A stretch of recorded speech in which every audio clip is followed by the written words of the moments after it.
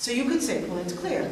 Spohr wants me in this Schubert symphony to begin on a down bow,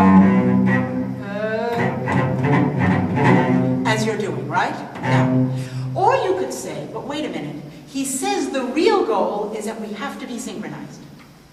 He says in order to do this, we should always play the accented part of the bar on a down bow. In those days, there weren't that many orchestra rehearsals, and people may not have been all that familiar with this bowing either. It could well be that in his ideal world, he would also have in an orchestra people do the bowing that he gives in a not very virtuoso etude in the beginning of his treatise. We're not talking about real solo playing here, right? If you start a bow, it's easier also to phrase to the next downbeat. It's a possibility. I don't say you should do it there. I'm just saying it's something we can experiment with. And I'm not sure that even that section in the Spohr treatise means we shouldn't. Okay. One other issue that I'm not going to go into is Spohr, and what he discusses in great length is portamento and vibrato, especially portamento. Spohr has this wonderful idea that you should change fingers on the same note. Oh, it's incredible. I can't do it very well, so I'm not going to demonstrate. But he did it a lot, and apparently found it beautiful. Lots of portamento and thought out portamento. And vibrato he gives us very specific places to use it. However, further rules for the orchestral player are to abstain from all forms of additions of appoggiaturas, shakes, as well as the artificial positions, the gliding from one note to another, the changing of a finger upon a note, in short, from everything appertaining to the embellishment of solo playing. These elements were part of solo playing, and not necessarily something that you would introduce into an orchestra situation. There too, I can imagine that if it says espressivo in your part, and you've got a beautiful melody, that probably a few people use portamento. Okay, I'm not saying it never did, but the goal was, as a general rule, we didn't do it. The major pedagogical event in Vienna is the founding of the Gesellschaft Conservatory. Not only did they form this music lover association, they start a conservatory in Vienna in 1815. And I want to tell you some of the rules, some of their ideas for this conservatory, because I think it gives you an idea about how music was received. It starts out as a singing school. The violin is introduced in 1819, the cello in 1820, and flute, oboe, clarinet, and horn come in 1821. You had to take 2 years of singing before you started your instrument. Notice in Paris, we have 2 years of solfège. And in Vienna, we have 2 years of singing. It's so much more practical and hands-on and less theoretical. Then, what was the goal? They were not there to form virtuoso violinists, but violinists with full sound and consistent delivery. You had to take Italian, dance, declamation, aesthetic, and obligatory, frequent participation in quartet rehearsals and orchestra rehearsals. All violinists had to learn the viola. All cellists, as of 1832, were taken out of a year of harmony in order to realize recitatives on their instrument. Thank you, cellists played the harmony on their instruments in recitatives. They had to know how to do it. And double bass players had to learn the trumpet or the trombone. Well, you're going to sit with Hilary. Wait a minute. Was it only amateur players who were playing his piece? I mean, come on. Surely Schubert knew some great ones, too, even if he died at like 31. He did. Here are some professional musicians whom Schubert worked with or knew. And on the left-hand side, you have the piece that they played during his lifetime. I'm being very strict here. I'm giving you ones during his lifetime, not those who come later. We'll talk about those in a bit. And what do we conclude by this list? It helped if your first name started with the letter J. And if not J, I, or K, which are kind of close in the alphabet, or G, which sort of sounds like J in other languages, right? That's the goal. No. The most important musician on this list is probably Vogel, a singer who collaborated with Schubert for many years. We know he was writing a vocal treatise at the time of his death. It never was published. I understand it's still lost. That would be a great service if ever that were to resurface. I'm going to talk a lot about these string players, the professional string players who had a connection to Schubert. Now, I like doing this, putting genealogies of musicians. It's not their real parents, mind you. It's who they studied with. I believe our teachers do affect us, especially if you don't study with a lot of different teachers, how you hold the instrument, what you do. The ones in green are the ones who had a relationship to Schubert, and the other ones are in Vienna at this time, okay? So he probably heard them. Schupanzig. We'll come back to this, don't worry, but I'm just going to show you a picture of him. Can you see him? Or is it too well, anyway, there's Schupanzig. Who's heard of Schupanzig here? Has anyone? Yes. What do you think of when you hear about that name, that violinist? What's the major association we have with him? Of course, he's a quartet player in the Beethoven quartets, and he worked with Beethoven. Exactly. He studied with his father, who had received training in Italy, and with Ranitzky. And of course, he is in the Schupanzig quartet for many years. And let me read to you some critics of his playing. So first of all, about his quartet playing. This is from Allgemeine Musikalische Zeitung. One must confess that Mr. Schupanzig understands how to deliver the first violin part with the correct opinion of character and with special skill. The artist brings out the strength and the weakness, the smallest nuances. So must a rendering of Haydn, Mozart, and Beethoven be heard. The right character, right? But he was also said, he's a very good quartet player, this is another review, but in concert playing, he is missing what is called the great manner or free method. He often distorts double stops in the higher positions. His large hand may be guilty. Apparently he was a little chubby. And they thought that that's why he played out of tune. Okay, now I'm going to talk a bit about Joseph Böhm. Hey, there he is. Okay, Joseph Böhm studies with his father at first, who is the concertmaster in Pest, but then he goes to Paris and works with Rode. So remember I said that Paris method is going to have some relevance here for Vienna. It's largely through the influence of Böhm. Okay. At his debut in Vienna, I love this anecdote, 1816, the reviewer was amazed that he played by heart, that there was no music stand for the Kreutzer Concerto. Isn't that interesting? He'd only seen violinists play with the music until then, at least for that review. He becomes a professor at the Gesellschaft Conservatory in 1819, at the very beginning. He does have a quartet, but he's seen much more as a solo player. We believe he owned a Stradivarius. And I want to give you one anecdote about Joachim. Joachim, as a boy, lives with the Böhm family, and this is his great teacher until the age of 12. And then he travels and he meets Mendelssohn, Joachim. And when he plays his Paganini Caprice at the age of 12, he's jumping all over the string, but when he plays a Mozart concerto or the Beethoven concerto, the bow never leaves the string. And Mendelssohn says to him, but why do you not leave the string? You can do it in the Paganini. And Joachim says, I understood that for the classical masters, one never left the string. The bow stayed on the string. And Mendelssohn says, well, you can do it if it sounds good, or in a scherzo or something, it can happen. He must have inherited this idea somewhat from Böhm, who had been his only steady teacher until that time. Let me read you a critique of Böhm's playing. The movement of his arm, be it on the E string or on the G string, stays the same. Even in the most difficult staccato passages, his upper arm doesn't change position. I don't know if you've seen many paintings of 19th century violinists, but they have a very low arm, and they talk about the fact that they should change strings without moving the upper arm. This is something we find very difficult to do. I'm not saying, I don't know if we can change our technique, but it's something to think about when we're playing, when we're trying to do 19th century performance practice. Notice he talks about his staccato playing. Another critique talked again about his delicate but well-marked staccato. Helmesberger is praised for the evenness of his staccato. Mayseder for his dainty or elegant staccato. What's all this staccato business? Why is everyone talking to me about staccato? What do they mean? Well, what they don't mean, what they're not talking about, is something like this. They're talking about...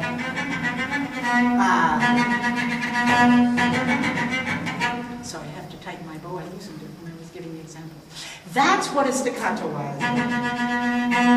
That type of bowing, a slurred staccato. In fact, it seems as if String players interchangeably saw a part with dots and a part with dots and slurs on rapid notes with changing note values as the same idea. And let me give you some reasons for saying that.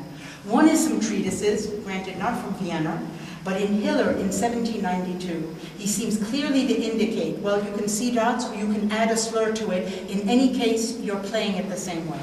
And Clive Brown, in his wonderful book on performance practice for the classical and romantic period, which you should all have in your libraries, a little plug, he has discovered the violin parts for the Sixth Symphony of Schubert, the parts they actually played off.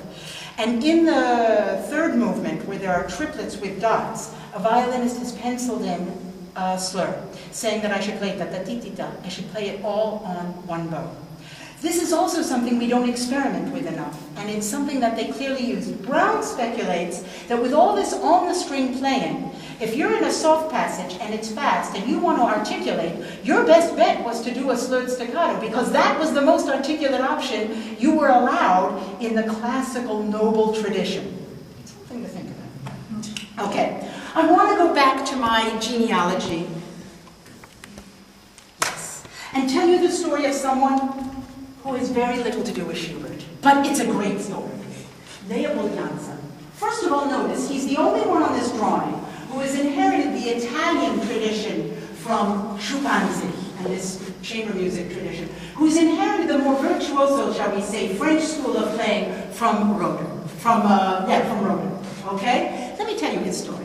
He arrives in Vienna in 1817, and he's seen as a great virtuoso. Gesellschaft says, come and play a concerto, and he says, okay, but I want to do the Beethoven concerto.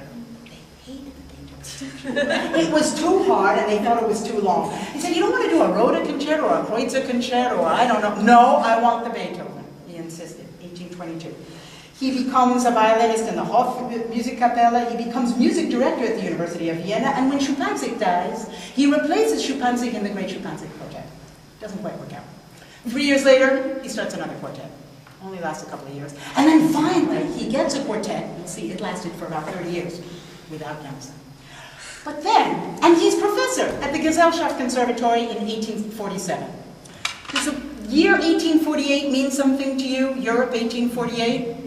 Like there's a lot of revolutions going on. He goes to London to judge a string instrument competition, and he participates in a benefit concert for Hungarian refugees. Vienna finds out about this, no more job.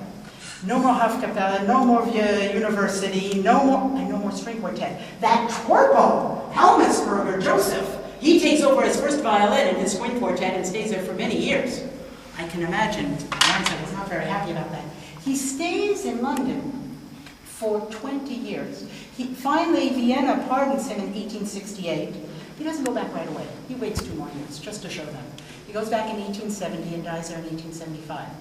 He wrote lots of music. It's supposedly really good music. I think a lot of it is still unfound. There must be, for those of you who live in London, some letters there, or in Vienna. There's a story to discover there, both in terms of violin technique and in terms of musical ideals. Maybe one of you will write your master's thesis on that and I can learn about it. Okay. I would love that. There's his picture. Violoncellos, which I know supposedly a little better than violins.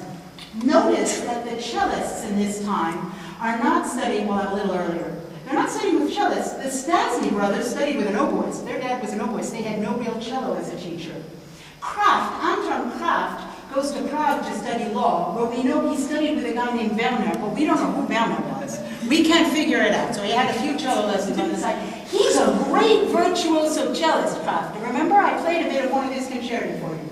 But Kraft has a son, Nicholas, who's already on the concert stage at 9, and Kraft makes sure that Nicholas studies with the best cellist around. Duport is in Berlin at the time, and he manages to study with Duport. Nicholas becomes a traveling virtuoso. That is, until 1824, when he hurts his finger tuning his cello. And he has to stop. The cellist whom Schubert knew, Linke, was a great chamber musician. Linke is the one who had the old setup on his cello. How do we know that? Because Linke was lame. And Linke couldn't hold the cello between his legs. He needed an end pin. By the way, those of you who think the NP never existed until, I don't know, and that it's absolutely against historical performance practice, there were always children, women who had to play sideways, and Linka, a great cellist, who played the NP. And Joseph Merck. Now, Joseph Merck was known to have a bigger sound, to be more of a virtuoso than Linka. And Merck, too, he starts out on the violin. He gets mauled by a dog at age 10. His left arm is permanently shorter than his right one, and they tell him, okay, go play the cello. And he plays the cello. My feeling is, when you look at Kraft and you look at Linka and you look at Merck, you conclude that playing the cello is dangerous for your health. That's my conclusion, right there. Okay. I'm going to show you now some fingerings from Merck. Merck was a good friend of Schubert's. They went to concerts together. He dedicated some pieces to Schubert, but he did not participate, as I know, in a public performance of Schubert work during Schubert's lifetime. Here is one of his famous etudes. Okay, now I want you to look at the fingerings here. By the way, I'm showing Merck because he has a connection to Schubert, but you find this in all 19th century first editions. You look at Spohr, you look at David, these are later ones. The use of fingerings as an expressive device is all over the place. So, in that first measure, it's not clear whether I do or, except that the second time he clearly says I need a third finger. So you could imagine, at the first time I didn't, but I leave that up to you. Okay. In the third measure, I'm not to do, I should do, but I could have done, and he says no. There I changed the strings. He's very clearly telling me what I must do. I could have done, but no, he wants that. Notice the 11th, the 9th measure. Sorry. Oh. Twice I'm supposed to shift up. Those are not fingerings that I could play across strings. Okay? Otherwise he would have written a 3 for the C, natural. The next page, it's even more, and this is a very, very typical fingering for chromatic notes. No modern cellist would ever finger this passage this way.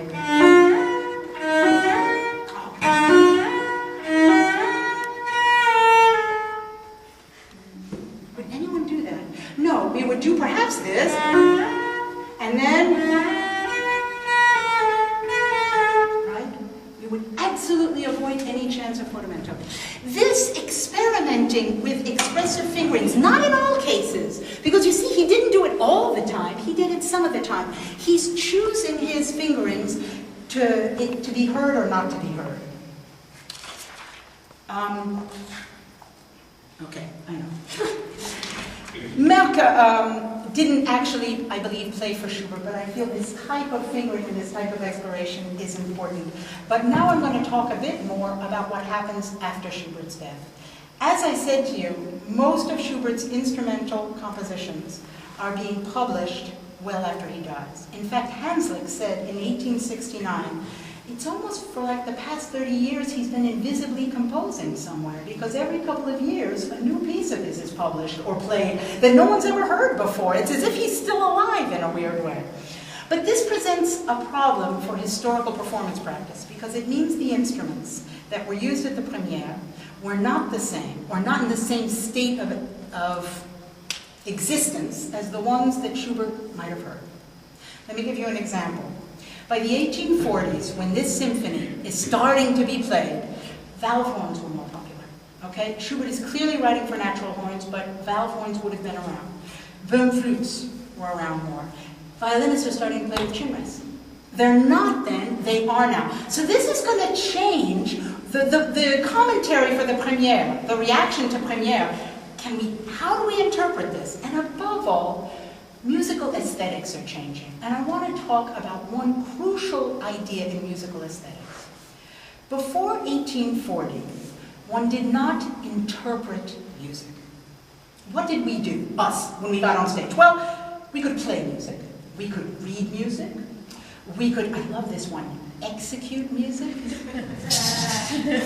We could render it audible, we could perform it, but we didn't interpret music. Okay. But starting in about 1840, the word interpretation appears in musical criticism. I want to talk about one of the great Schumann, or some of the great Schubert interpreters then, because they're all coming after the word of interpretation. One was Franz Liszt. Schumann wrote about Franz Liszt's transcriptions of the Schubert leads. Must the interpretive artist place himself above the creative artist? Does he have the right to transform the works in an arbitrary manner just for himself? The answer is easy. We make fun of the artist who does it badly, and we permit it to the artist who is full of talent, provided he does not destroy the original meaning of the work. The transcriptions of Schubert's Lied for piano alone by Liszt are still a very famous musical composition. I'd like to play you one such example.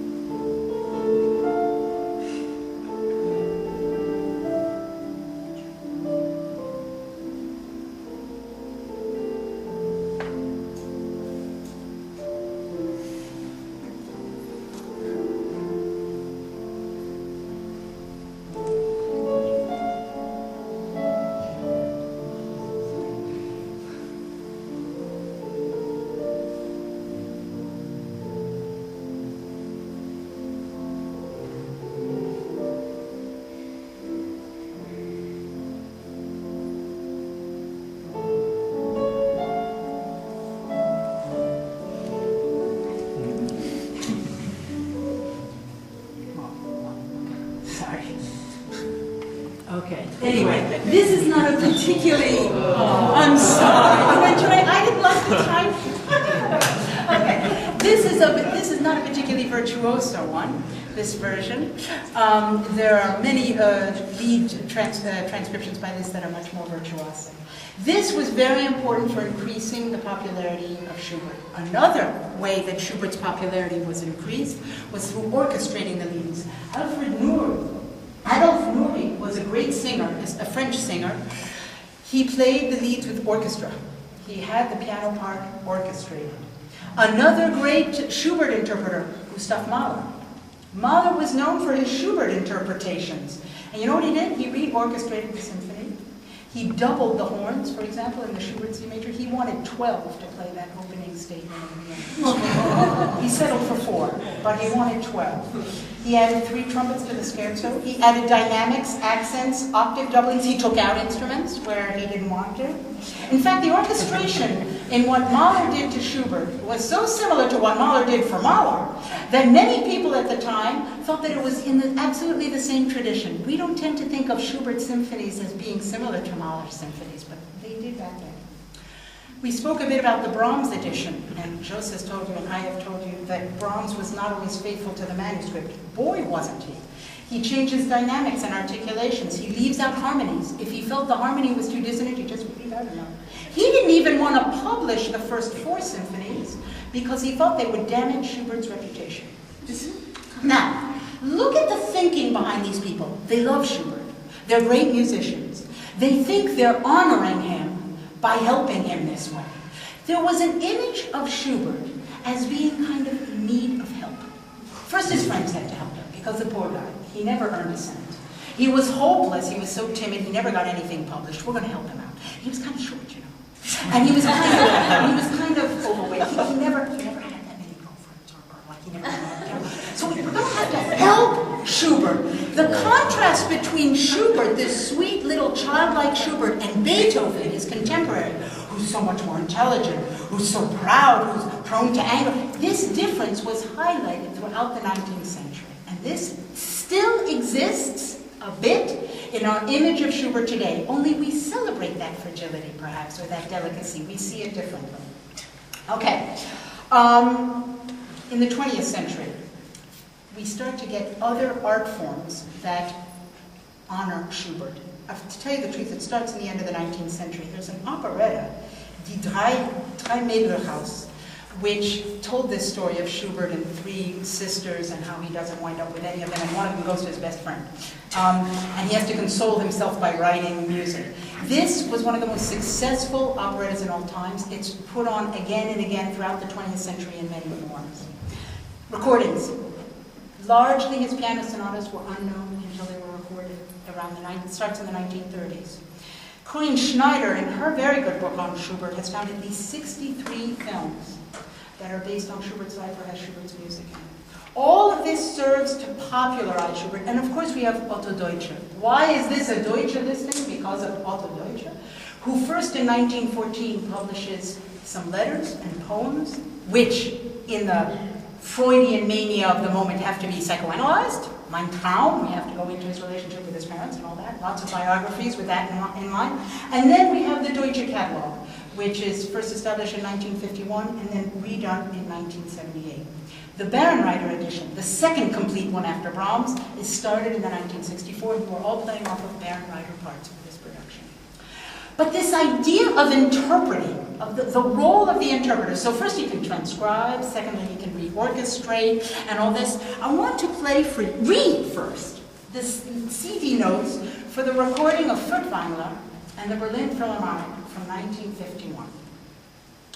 It was granted to Furtwängler to reveal the secret of music, and at the same time to preserve it. With Furtwängler, the evolution of music was a spiritual object, the moment of divine inspiration. Schubert was long considered a master of only small forms, not of truly symphonic construction. But Furtwängler's commanding interpretation of this work has swept that belief away forever. Furtwängler's performance has made interpretive history, and every other reading of the work still has to be measured against it. We gotta listen to that, right?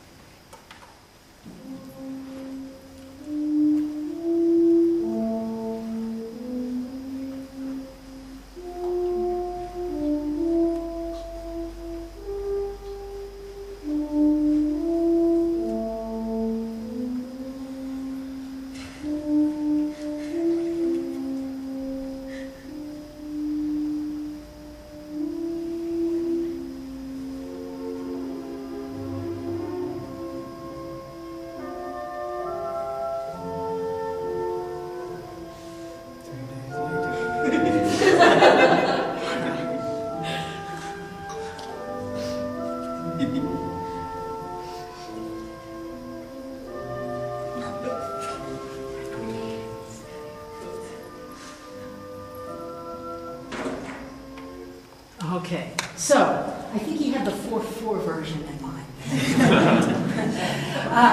Later, then, in terms of interpreting, in the 1970s and 1990s, at the anniversaries of Schubert's birth and death, Zender and Berio, and I'm going to play both of their excerpts from both of their pieces.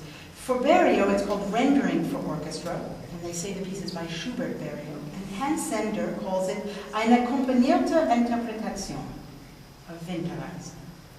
So now we're getting to yet another way of interpreting. Let's listen to both of them. First I'll start with the Berio.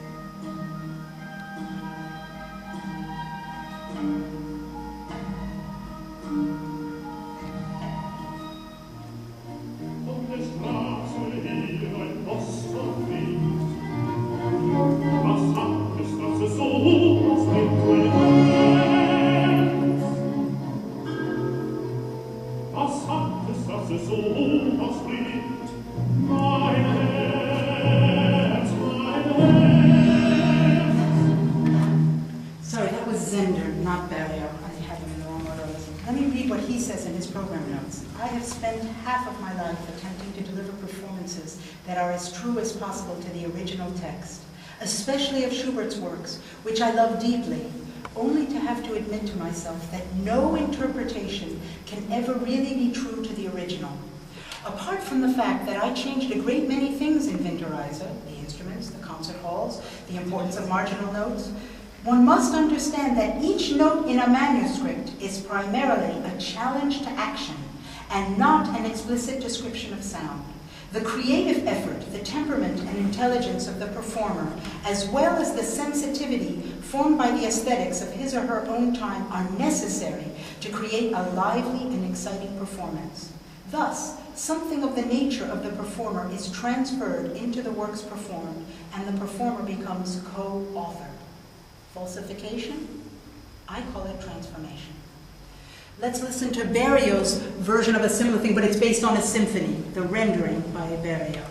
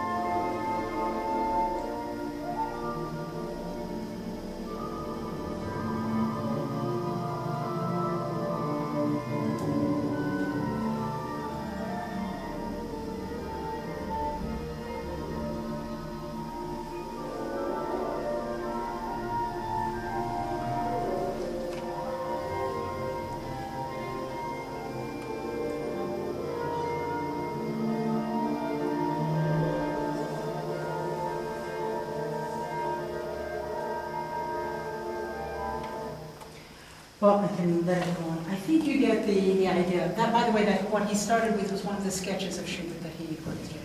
I feel these words are something that we have to come to terms with as historical musicians, what they're saying, this whole idea of interpretation. And I feel we can look at it from 2 points of view. Well, many points of view. I'll summarize 2. One part of us can say, I don't want to go there. I want to break categorically with this whole idea of interpretation. I don't believe in transcriptions. I don't want to play like foot-fight. I don't want this supremacy of the interpreter. I go back to the source. What I do is I don't interpret. And just as we eat organic foods and we take herbal medicines, I want something pure and simple that is just that. Or we can also say, I have to say I share that at times. I feel that at times, personally. But we can also look at it as, well, wait a minute, these were all great performers of Schubert, great in the sense that they're great musicians. They felt they loved Schubert. They felt they were serving Schubert and honoring Schubert. I want to do the same. I want to be part of that tradition, but my way of doing it, my way of staying creative and interesting and varied is to use history. And in that sense, my historical interpretation is always a process of experimenting, of trying out, of learning, of keeping Schubert's music alive. When we have cello sectionals tomorrow, I will insist that we try our modulé at the top of the bow, the tip of the bow, and that we do what I have read in the treatises. But I would see my real success as a teacher, not to see you all articulate at the tip, only. But that maybe, some years from now, I can hear you tell me what Schubert's C major symphony is really all about. Thanks for listening to my speech.